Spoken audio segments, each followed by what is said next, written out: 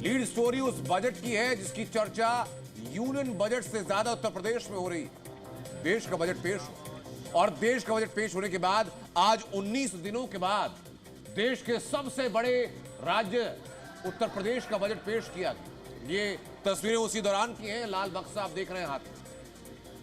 ये बजट अपने आप में ऐतिहासिक है क्योंकि यही बजट उत्तर प्रदेश का अब तक का सबसे बड़ा और देश के किसी भी राज्य से सबसे बड़ा बजट। योगी आदित्यनाथ आपने हमेशा और अक्सर एक योगी के तौर पर देखा, एक प्रशासक के तौर पर देखा है, लेकिन आज बात होगी योगी आदित्यनाथ के अर्थशास्त्री वाले एंगल की। और बताऊंगा मैं आपको कि कैसे अर्थशास्त्र के महंत बनकर योगी आदित्यनाथ ने एक बीमारू राज्य का तमगा जिस राज्य के पास था उसको धन धान से परिपूर्ण कर दिया। आज उत्तर प्रदेश के वित्त मंत्री सुरेश खन्ना ने एक बजट पेश किया, उसकी राशि थी 8,08,736 करोड़ रुपए। पिछले साल के बजट से करीब 10% ज्यादा का है बजट। इस बजट में क्या है, ये बजट कितना बड़ा है, सबसे पहले इसका अंदाजा मैं लगवाता हूं आपको। और अंदाजा इस बात से लगाइए कि आज ही दो और राज्यों के बजट पेश हुए, उत्तराखंड का बजट और गुजरात का बजट। यूपी का बजट उत्तराखंड के बजट से 8 गुना ज्यादा है, जो कि आज ही पेश हुए गुजरात के बजट से 2 गुना से ज्यादा यूपी का बजट है।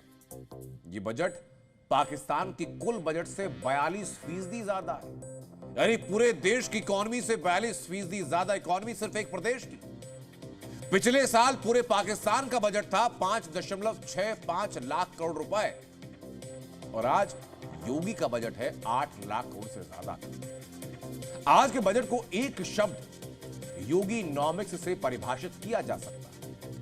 इस बजट में सनातन के प्रचार प्रसार के साथ उत्तर प्रदेश में विकास की रफ्तार को कैसे बढ़ाया जाएगा, इंफ्रास्ट्रक्चर को कैसे मजबूत किया जाएगा, युवाओं को कैसे रोजगार दिया जाएगा, गरीबी को कैसे दूर किया जाएगा और नए भारत के निर्माण में यूपी सबसे ऊपर कैसे रहेगा, इन सभी प्राथमिकताओं पर ध्यान दिया गया।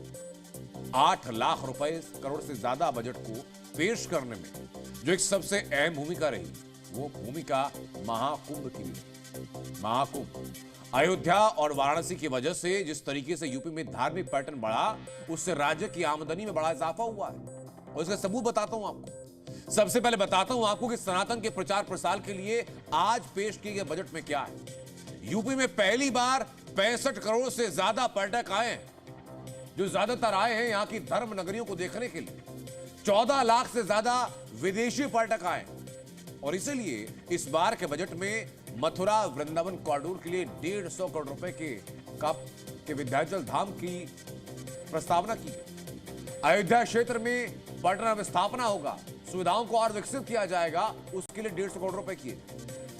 मथुरा में पर्यटन अवस्थापना सुविधाओं के विकास के लिए 125 करोड़ रुपए का बजट आवंटित किया गया। चित्रकूट में पर्यटन और बेहतर हो, उसके लिए 50 करोड़ रुपए। नैमिषारण्य में पर्यटन सुविधा बढ़े, उसके लिए 100 करोड़ रुपए। मंदिरों के जीर्णोद्धार के लिए और उनके बेहतरी के लिए 30 करोड़ रुपए। वेद विज्ञान केंद्र की स्थापना के लिए 100 करोड़ रुपए रखे गए। ये पूरा आज का बजट है। इस बजट के बाद योगी आदित्यनाथ ने कहा कि इस बार बजट में सनातन का विशेष ख्याल रखा गया। सुनिए सर। 2025-26 का जो बजट है, यह भारत की सनातन संस्कृति को समर्पित सर्वे भवन्तु सुखिनः की अवधारणा पर गरीब, अन्नदाता किसान, युवा, महिला के उत्थान को समर्पित है, जिसमें प्रधानमंत्री मोदी जी का विजन, जिसमें वंचित को वरीयता, यानी वंचित को वरीयता उसका एक थीम है, उसका केंद्रीय भाव है, इसको समर्पित है। पीएम मोदी ने अगर देश के लिए $5 ट्रिलियन की इकोनॉमी का लक्ष्य रखा, तो योगी आदित्यनाथ ने अकेले यूपी के लिए $1 ट्रिलियन की इकोनॉमी का लक्ष्य रखा है। और इसलिए कभी बीमारू राज्य कहे जाने वाले उत्तर प्रदेश में आज विकास की रफ्तार तेज हो चुकी है। जैसा कि आपको बताया हमने कि बजट में सनातन के साथ साथ पूरे राज्य के सर्वांगीण विकास के लिए, महिलाओं को मजबूत करने के लिए, युवाओं को रोजगार देने पर जोर दिया गया। शिक्षा के कुल बजट का 10% से ज्यादा खर्च किया गया। मेधावी छात्राओं को पात्रता के आधार पर स्कूटी दी जाएगी। 7 जिलों में महिला हॉस्टल बनाए जाएंगे। उज्ज्वला के तहत 2 मुफ्त गैस सिलेंडर दिए जाएंगे। बेटियों के सामूहिक विवाह के लिए 550 करोड़ रुपए का प्रावधान किया गया। और इसी बजट में युवाओं के लिए भी खास ख्याल रखा गया। इस बजट में 92,000 रोजगार देने का वायदा किया गया। युवाओं को रोजगार के लिए बिना ब्याज कर्ज दिया जाएगा। मेडिकल कॉलेज की संख्या बढ़ाई जाएगी ताकि सीटें भी बढ़ेंगी। वाराणसी में होम्योपैथिक मेडिकल कॉलेज खोलने की बात कही गई। स्कूलों को और पॉलिटेक्निक में स्मार्ट क्लास और लैब बनाए जाएंगे। $1 ट्रिलियन के लक्ष्य को पाने के लिए इंफ्रास्ट्रक्चर मजबूत होना जरूरी है और इसीलिए बजट में इस पर जोर भी दिया गया। इंफ्रास्ट्रक्चर को मजबूत करने के लिए प्रदेश में 4 नए एक्सप्रेसवे बनेंगे। अयोध्या को सोलर सिटी बनाया जाएगा। 58 नगर निगम को स्मार्ट सिटी में बदला जाएगा। राज्य की अलग अलग जगहों पर 8 डेटा पार्क बनाए जाएंगे। AI यानी आर्टिफिशियल इंटेलिजेंस सिटी बनाई जाएंगी और पहला सिटी लखनऊ में बनेगा। आगरा लखनऊ में साइंस सिटी बनाई जाएगी। कैंसर डे केयर सेंटर बनाया जाएगा। 2700 करोड़ रुपए गांवों की सड़कों के लिए आवंटित किए गए। यह सब कुछ आज योगी आदित्यनाथ ने विधानसभा के पटल से बजट प्रस्तावित करते हुए कहा। योगी आदित्यनाथ पर एक धर्म विशेष को टारगेट करने का हमेशा से विपक्ष का आरोप रहा, लेकिन इस बजट को देखकर ऐसा लगता नहीं। उसके पीछे की वजह बताता हूं। योगी आदित्यनाथ ने इसी बजट में अल्पसंख्यक समुदाय के विकास के लिए 1958 करोड़ यानी लगभग 2000 करोड़ रुपए की व्यवस्था की।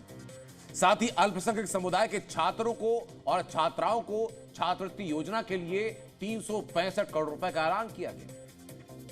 इस बजट को पेश करते हुए यूपी के वित्त मंत्री सुरेश खन्ना ने शायराना अंदाज अपनाया तो योगी आदित्यनाथ ने बजट को शानदार बताया, लेकिन विपक्ष अपने एक्शन में आया और रटे रटाए बयानों के साथ बजट को खोखला, बजट को फेल बताया।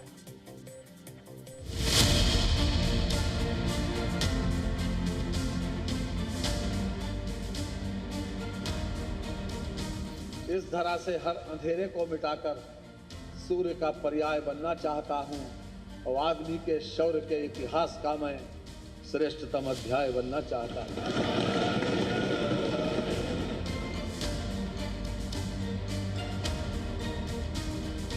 16-17 में जिस उत्तर प्रदेश की अर्थव्यवस्था देश के अंदर 6ठी-7वीं अर्थव्यवस्था मानी जाती थी, आज उत्तर प्रदेश ने जो लंबी छलांग लगाई है, परिणाम है कि उत्तर प्रदेश आज देश का दूसरी बड़ी अर्थव्यवस्था के रूप में उभरा है।